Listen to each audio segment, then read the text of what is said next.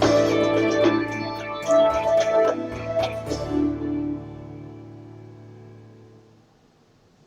there, ladies and gentlemen.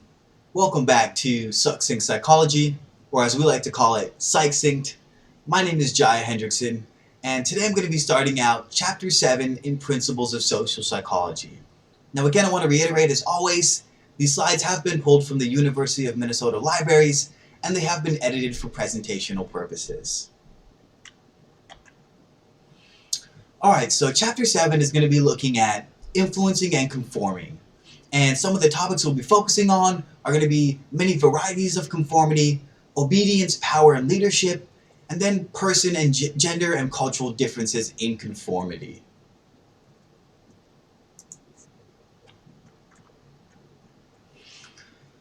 Have you ever picked clothes to wear to a party based on what your friends were wearing? Or can you think of a time that you've changed your beliefs or behaviors because a person in authority, such as a teacher or a religious or political leader, gave you ideas about new ways to think or new things to do? Or perhaps you started smoking cigarettes or drinking alcohol even though you didn't really want to because some of your friends were doing it? Your answers to at least some of these questions will be yes, because you, like all people, are influenced by those around you. When you find yourself in a situation like these, you're experiencing what is the most basic of social psychological processes, and that is social influence, which is defined as the influence of other people on our everyday thoughts, feelings, and behaviors. The outcome of this social influence is known as conformity, which refers to the change in beliefs, opinions, and behaviors as a result of our perception about what other people believe or do. We conform to the social situation in part to meet cognitive goals of forming accurate knowledge about the world around us. For instance, by using opinions and recommendations of others to help us make better decisions. There are many types of conformities, ranging from the simple and unconscious imitation of other people around us to obedience created by powerful people who direct control over us. So in this chapter, we'll consider both conformity and leadership, which is the ability to direct or inspire others to achieve goals.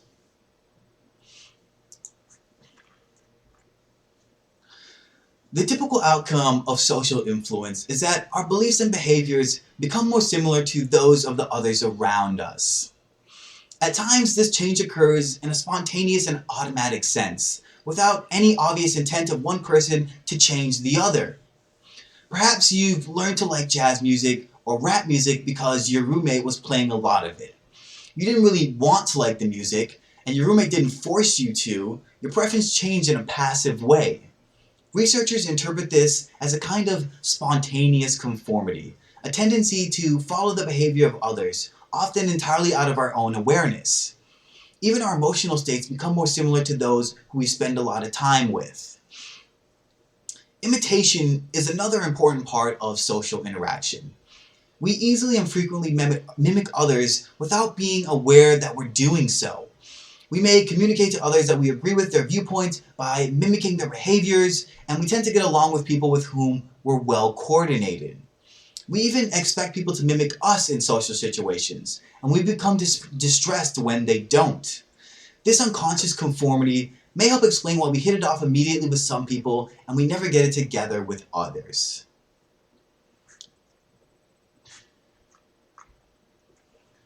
Tanya Chartrand and John Barr, in a set of 1999 studies, investigated whether the tendency to imitate others would occur for even strangers and even in a very short period of time.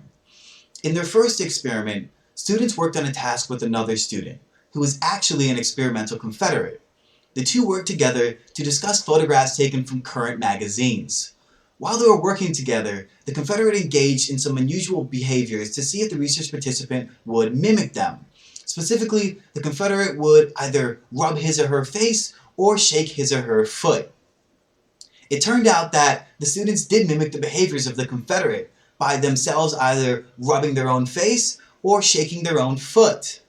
And when the experimenters asked the participants if they had noticed anything unusual about the behavior of the other person during the experiment, none of them indicated awareness of any face rubbing or foot shaking.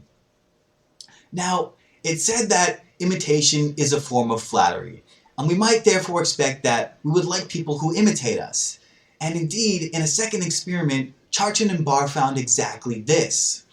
Rather than creating the behavior to be mimicked, in this study, the Confederate imitated the behaviors of the participant. While the participant and the Confederate discussed the magazine photos, the Confederate mirrored the posture, movements, and mannerisms displayed by the participant. And as you can see here in the graph, the participants who had been mimicked liked the other person more and indicated that they thought the interaction had gone more smoothly. And that was in comparison with the participants who had not been imitated. So we see here on the graph, we have the blue indicating the mimicked, and then we have the green indicating the not mimicked. And as you see in both liking and smoothness, the blue was higher on both.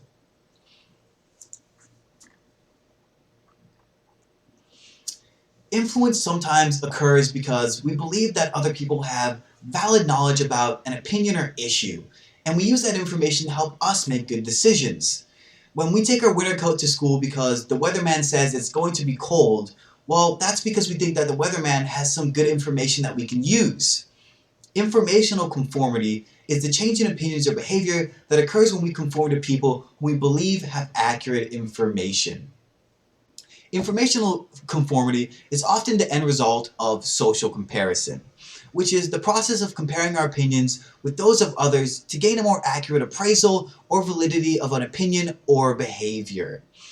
The result of informational influence is normally private acceptance, which is real change in opinions on the part of the individual.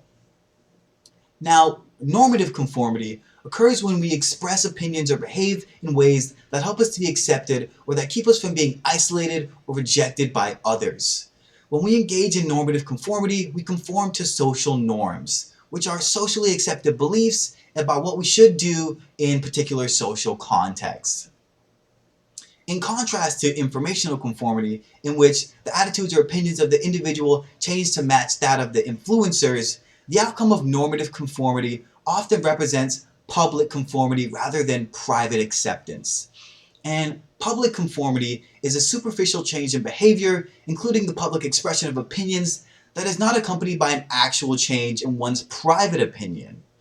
And so in most cases, the goal of being accurate and being accepted go hand in hand, and therefore informational and normative conformity often occur at the same time.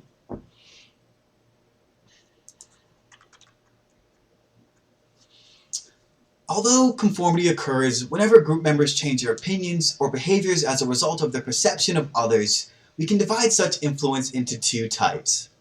Majority influence occurs when the beliefs held by the larger number of individuals in the current social group prevail. Increases in the size of the majority increase conformity, regardless of whether the conformity is informational or normative. And although increasing the size of the majority does increase conformity, this is only true up to a point. The increase in the amount of conformity that is produced by adding new members to the majority group, known as the social impact of each group member, is greater for initial majority members than it is for later members. Now in contrast, minority influence occurs when the beliefs held by the smaller number of individuals in the current social group prevail. So when minorities are successful at producing influence, they're able to produce strong and lasting attitude change, which is true private acceptance, rather than simply public conformity. People conform to minorities because they think that they're right, not because they think that it's socially acceptable. And minorities have another, potentially even more important outcome on the opinions of majority group members. The presence of minority groups can lead majorities to engage in fuller, as well as more divergent, innovative, and creative thinking about the topics being discussed.